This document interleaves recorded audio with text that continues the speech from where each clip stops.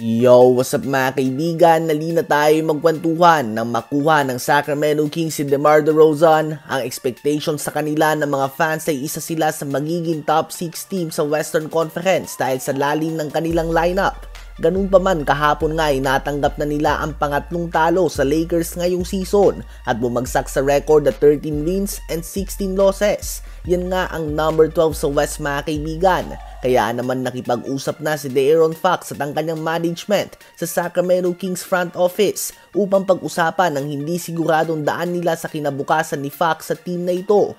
Dahil nga dito ay nagsimula ng mga trade rumors kay Fox at sa Sacramento Kings at isa nga sa mga contenders o naunguna sa mga teams na posibleng magbigay ng offer ay ang San Antonio Spurs ayon sa The Athletic upang mabigyan nga si Wemby ng legit na kaduo moving forward.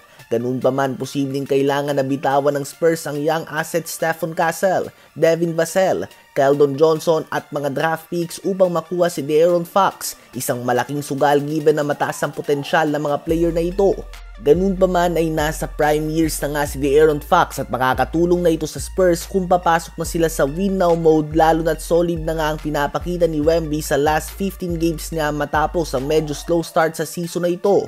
May Chris Paul nga ang Spurs ngayon, subalit may 1-year contract lang nga siya sa team na ito at siya na din mismo ang nagsabi na 1 o 2 taon na lamang ang lalaruin niya sa NBA. Ang tanong ay magiging interesado kaya ang Sacramento Kings sa batang players na ito ng Spurs, lalo na't hindi naman sila nasa rebuild mode. Nasa win now mode na nga sila mga kaibigan ngayon at hindi makakatulong sa ngayon ang mga batang players.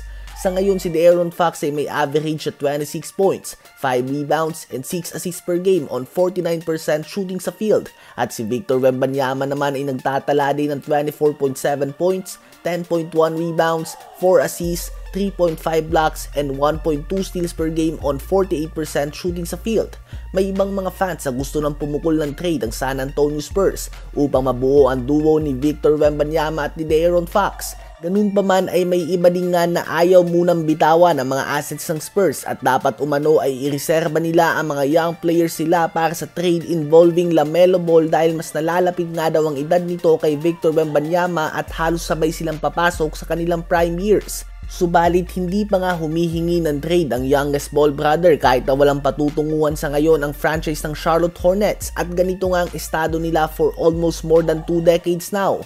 Ang expectations nga ng mga fans ay eventually hihingi din ng trade sila LaMelo Ball at dapat na maging handa dito ang Spurs, habang iba naman ay gusto nang mag all-in kay De'Aaron Fox dahil ito na nga daw ang sigurado sa ngayon na gusto nang manalo at nagkakaproblema na sa kanyang team na kinabibilangan sa kasalukuyan. Kayo ba mga kaibigan, sino bang mas gusto nyong makaduo ni Victor Wembanyama sa future? Si De'Aaron Fox o si LaMelo Ball? I-comment yan sa baba at aking babasahin yan. Huwag kakalimutan na mag-like, mag-subscribe at i-hit the notification bell for more updates at kwentuhan. Maraming salamat po.